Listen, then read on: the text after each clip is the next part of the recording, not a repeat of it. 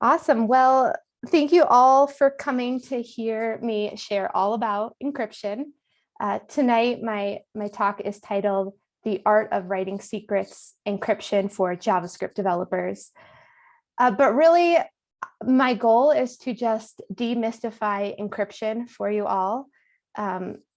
Whether you work on the front end or the back end, whether you're working in encryption often or not really aware at all, I just want to share with you a little bit about encryption, give you some examples that you might have in your everyday life as an engineer, and share with you all why I love it. So I'm Jen. I am hosting this meetup tonight, but also by day, I'm a software engineer at Workday. I work all on the back end, primarily in Go, Kotlin, and AWS. And when I can, a little bit of JavaScript and React here and there. So tonight, we'll be talking about encryption. I will start with a little history lesson, encryption through the ages. I'll share with you what is encryption, different types of encryption. We'll talk about JSON Web Tokens, JWS, and JWE. And then lots of times for questions. But I will say, if you have questions throughout the talk, I'll try to keep the chat open so that you can just drop them in there. Hopefully I see them as I'm talking, but if not, I'll be sure to get to them at the end. Okay, so encryption is an ancient art. The first documented uses of encryption date back to around 1900 BC, when an Egyptian scribe used non-standard hieroglyphics in an inscription. Some experts even argue that encryption appeared kind of spontaneously, like after writing was invented, with applications ranging anywhere from diplomatic missions to wartime battle plans. Anytime someone wanted to kind of send a private message from one person to another, encryption could be used. So we fast forward to 100 BC. Julius Caesar was known to use a form of encryption to convey secret messages to his army generals in the war front. This substitution cipher that he used is known as the Caesar cipher. You can see that on the top left of the slide. And the Caesar cipher is probably the most mentioned historic cipher in academic literature. Fast forward even more to about 1900 years later, Thomas Jefferson invented the cipher wheel in the 1790s. And the cipher wheel, you can see that in the bottom left, has about 1,000 letters that had to be aligned just right for a message to be decoded. And lastly, on the right, this is an Enigma machine. These were cipher machines that were famous for their use by the Nazis in World War II. And the cipher machine, they had like an electromechanical rotor mechanism that scrambled all the letters of the alphabet, and it used a daily set of keys. So like kind of the scramble was different every day. And these messages were thought of to be really hard to be decoded. But you all might know of the story of when the Enigma machines were proved breakable by mathematicians, and most notably Alan Turing. So after the Enigma machine got broken in World War II, all of Germany's war movements became really predictable, and it helped the Allies kind of speed up their victory and win. So what is encryption? Why don't you all take a moment, drop it in the chat, just take a guess if you have no idea what encryption is. I'm curious what you all think. Let's see, waiting for some chats to come through.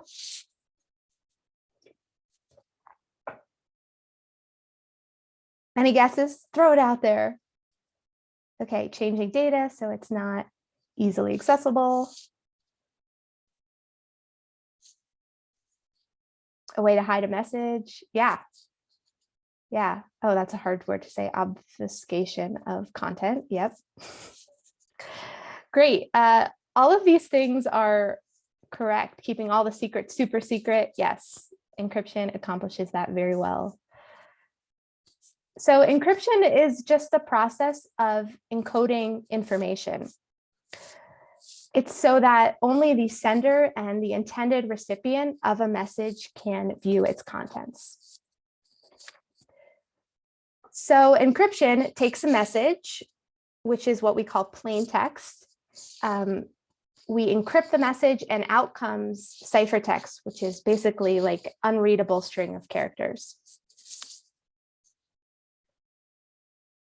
There are three main types of encryption: hash functions, symmetric encryption, and asymmetric encryption. And we'll go through each of these types of encryptions one by one with lots of examples so you can really understand them.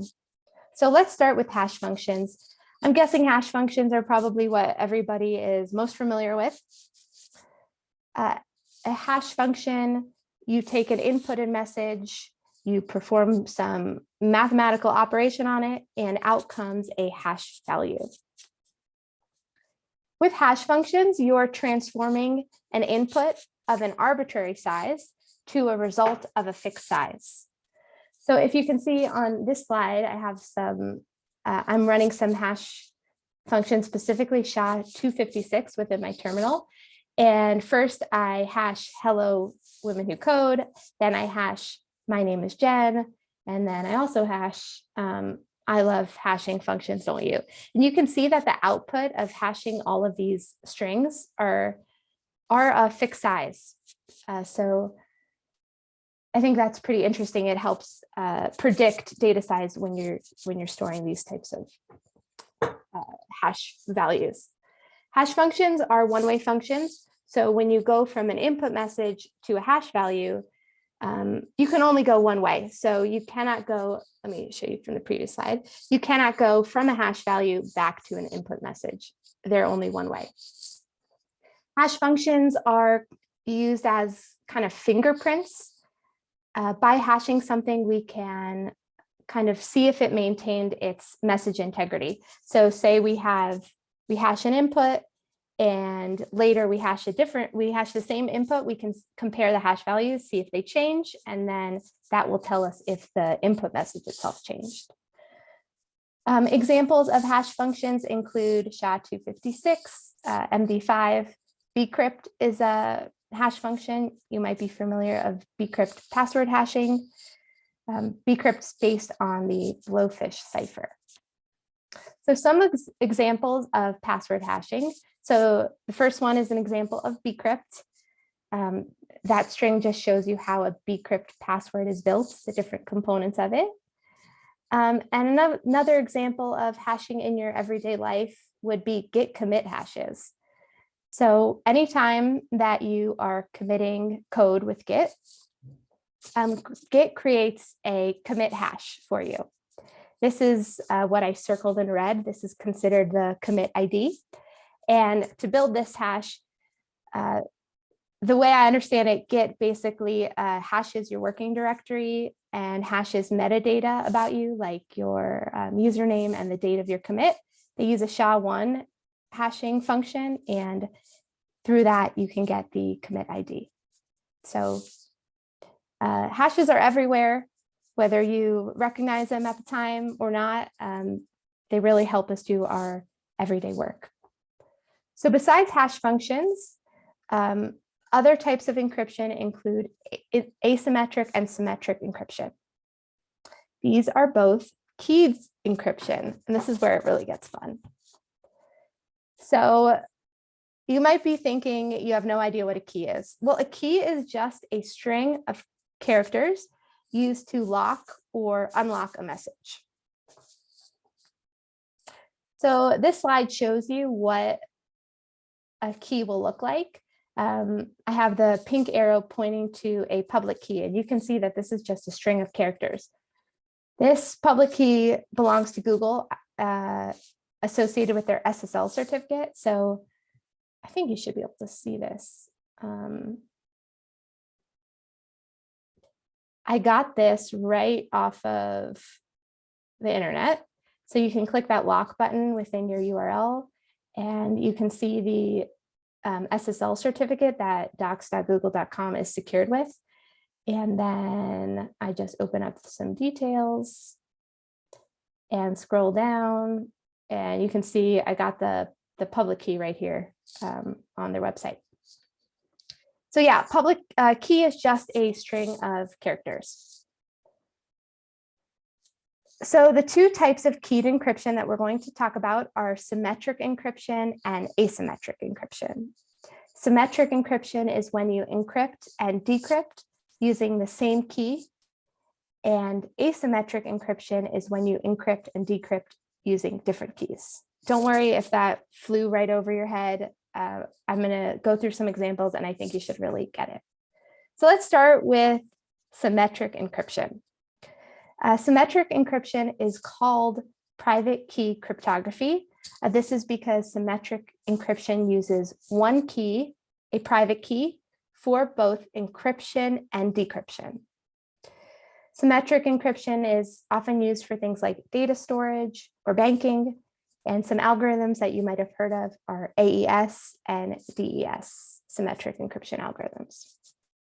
Okay, so let's help you all understand what symmetric encryption is. I'm going to use the example of one of my favorite Netflix shows, Great British Bake Off. Any fans here, maybe? I see some nods. Yeah, some hand raised. Absolutely.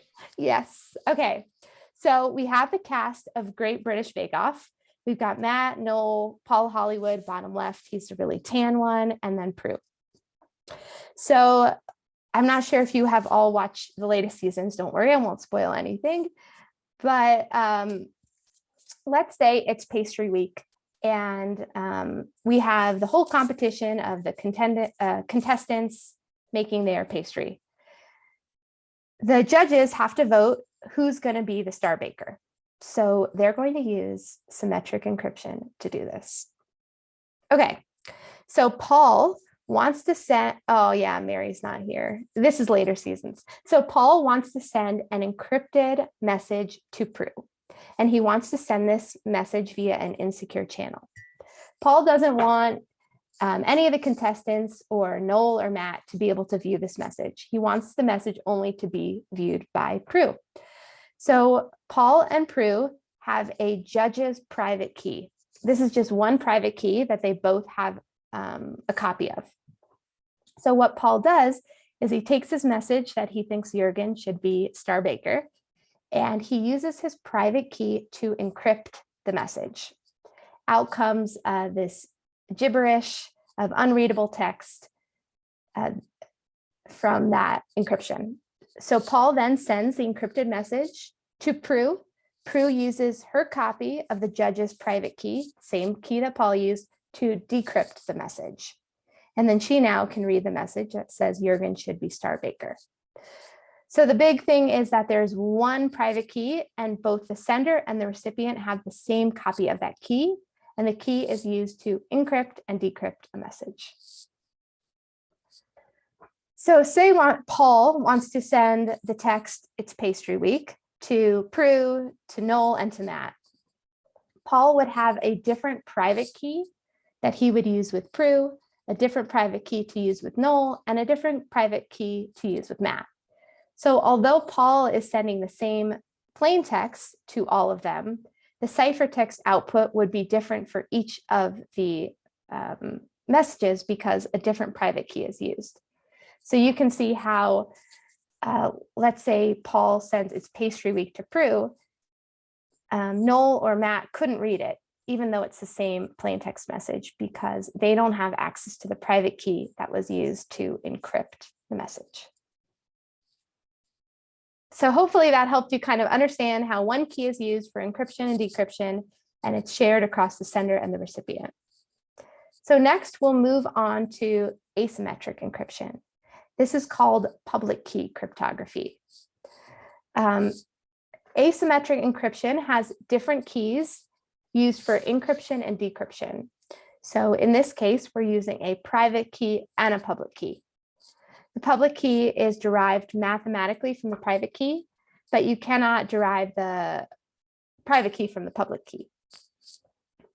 Asymmetric encryption is a lot slower than symmetric encryption, but it does have better security because we're not sharing private keys to recipients. We are just sharing the public key. So I'll go into that.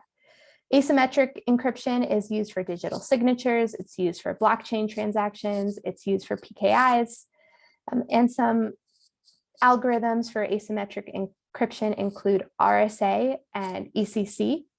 ECC just stands for elliptic curve cryptography, just another algorithm that's often used. So remember when I showed you this public key that Google uses for their SSL certificate? This actually uses an elliptic curve algorithm. It uses a SecP 256 algorithm. So you can see how kind of different keys, different algorithms will be used in different scenarios. Okay, so let's go through the next example. We'll talk about my next favorite TV show and help you understand asymmetric encryption. Okay, do we have any Alias fans out there? This is a bigger stretch. I don't know. No? Okay, well, I'll tell you the premise and you'll be sure to get all the references. Okay, so Alias is really just like a spy show. Jennifer Garner is the star, and it's available on Amazon Prime if you like some good bad TV. So let's introduce you to the characters that we'll be talking about. Jennifer Garner, or Sydney Bristow, and her dad, Jack Bristow. They are both super spies for an organization called SD6. And then we have Sark, who is their enemy, and he's considered the attacker in this scenario. But Sydney and Jack want to be able to send encrypted messages to each other using asymmetric encryption. Usually in cryptography examples, you will hear the sender and the recipient known as Alice and Bob. So we like to use Alice and Bob in examples for some reason. And the attacker or the eavesdropper is known as Eve. So Alice, Bob, Eve. But I'll keep calling them Sydney, Jack, and Sark. So Sydney wants to send a message to Jack. Jack has two keys, which are called his key pair. He has a public key and a private key. Jack's private key is totally private. Only Jack knows his key. He keeps it secure. He doesn't share it with anybody. But Jack's public key is shared to anybody who he wants to send encrypted messages. So he could share this publicly on the internet or something like that. These are all characters from Alias who would also have access to his public key. So when Sydney wants to send a message to Jack, she takes her message. She uses Jack's public key to encrypt the message. Then Sydney sends the encrypted message to Jack, and Jack uses his private key to decrypt the message. So the thing to note here is that although anybody could grab the encrypted message, you have to have Jack's private key to decrypt it. You have to have the private key that corresponds to the public key that was used to originally encrypt the message. So they go together, the public key to encrypt, the private key to decrypt. And if Jack is able to keep his key private, his messages are safe and only he can decrypt them. So let's come full circle and give you an example of this in JavaScript. So let's talk about JSON Web Tokens, or JOTs. Have you all heard of JOTs before? Used them at all? I see some nods, some yes, some no. Okay, so JOTs are just compact and self-contained way to securely transmit claims between parties. So it's just a way to send information from one party to another. JOTs are often used in technology for authentication, for authorization, for information exchange. And they're in a JSON format, so key value pairs. JOTs are made up of three parts: a header, a payload, and a signature. JOTs don't have to be signed. They can be unsecured JOTs that don't include a signature. You would add a signature for more security. But when they are signed, so you can see in red, we have the header, in purple, we have the payload, and then in blue, we have the signature. When we do include a signature, this is then called a JWS, a JSON Web Signature. I didn't mention this earlier, but if it's first time seeing a JOT and you're like, what the heck are these letters? It's just the claims on the right that are base 64 encoded. That way we can send them in a kind of more easily transmittable way to a recipient. So once we include a signature with our JOT is now a JWS, a JSON Web Signature. JSON Web Signatures are contents secured with digital signatures using JSON-based data structures. JWSs provide integrity protection. So when a JOT is signed, the recipient can verify that the JOT is coming from a certain party and that it has not been changed since it was sent for that party. So you'll get it once I keep going. But JWS are made up of 3 parts: a header, which includes a protected header and sometimes an unprotected header. It includes a payload and a signature.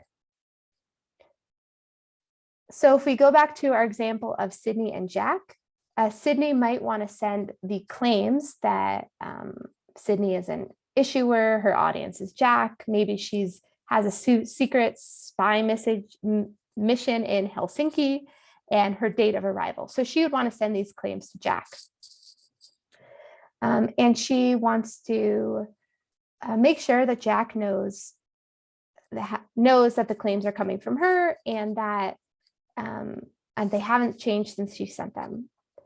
So to do that, I'm going to walk you through some JavaScript code of how you would generate a JWS. Okay, so don't get overwhelmed with this slide. I'm going to break it down bit by bit. But for the code, I'm going to be using the NPM package called Jose. And let's go through it. So in order to generate a JWS, I first start by generating a key pair. This is going to be a key pair, includes a public key and a private key. Remember, a key is just a string of characters. So luckily, the library has an easy function for us called generate key pair that will generate the keys for us. In this case, I'm using an ES256 key pair. This is just an elliptic curve signature algorithm that's used with SHA-256 hash algorithm. You don't really need to know these details. If you were to read through the JWS specification on the internet, it would tell you you should use these types of key algorithms and not these. It'll be very prescriptive of kind of what the protocol is. Okay, generate a key pair. Next up, we need to sign our JOT. We just pass in the payload, which is the part in the pink. We set a protected header, we set the expiration date, and then we just run the sign function. We pass in our private key, and out comes the JWS. You can notice that the outputted JWS is signed, but it's not encrypted. So on the left, I have just the string of the JOT, and I actually used my terminal to just base 64 decode the header and the payload. You can see that I can read this. It's plain text. If I'm sending this over the internet, like anybody can read this. So it is not like private information that's sent, but it is sent with a signature, meaning that we can verify who sent the message. So in this case, Sydney sends the claims to Jack. She signs it with her private key, and then Jack can take Sydney's public key, which is widely available, and he can use that to verify that the message actually came from Sydney and it is the message that she wanted him to get. So to verify the JOT, this library just has a function called compact verify where we pass in the string of the JWS. We pass in the public key of the sender, and the verification is really easy. We'll just get the output of the claims and the protected header, and we can see that everything was verified as expected. So once we have a JSON web signature, Sydney might want to send a payload that's encrypted. She might not want anybody on the internet to be able to see that she's going to Helsinki when she's arriving, because this is super secret spy information. So what Sydney will do is she will encrypt this JOT with Jack's public key, and then Jack will decrypt the JOT with his private key. In this case, we're using JSON Web Encryption, or JWE. This is when content is encrypted and we're using JSON-based data structures, just like a JOT.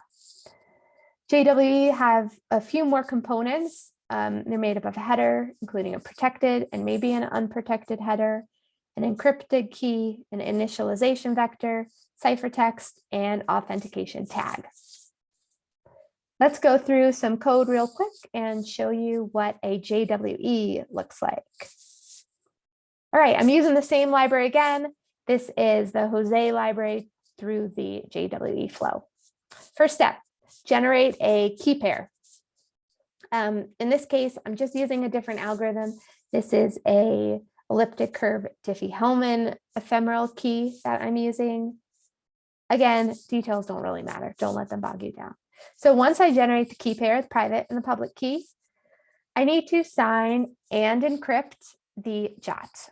So I just pass in the payload again. I'm passing in the algorithm that I'm using to sign and the encryption algorithm I'm using to encrypt. And then I call this encrypt function and I pass it in my public key, and out comes the JWE. Let's check it out real quick. This on the left shows you the string of the JWE. We have the protected header, which I can base 64 decode. Then you can see I try to decode the ciphertext and it's like just gibberish. So this is where all my claims are happening in the ciphertext, but I can't read it unless I have the private key. So you can see that in this case, my data is encrypted and signed. Last step in the flow would be to verify and decrypt the JWE. Again, there's just a function. This library is really handy to just decrypt the JOT. I pass it in my private key, and there you go, the outputted decrypted message. So I know that was a lot pretty quick about JSON web, stars, JOTs, JWE, JWS, but it should give you kind of like high-level view of all of these things that are happening. Often on the front end, JOTs are used for authentication and authorization.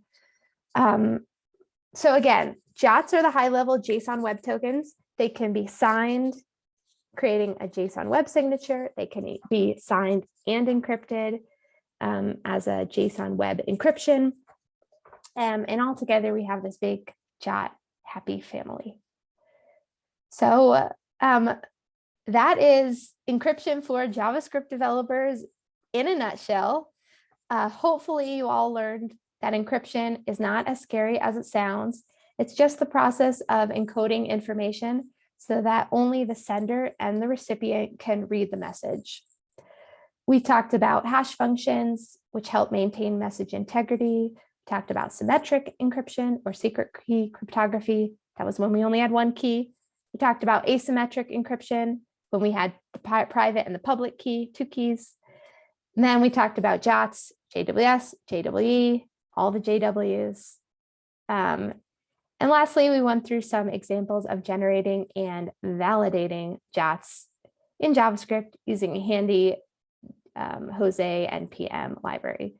Lastly, you might not have bargained to learn some of my favorite TV shows right now, like Great British Bake Off and Alias.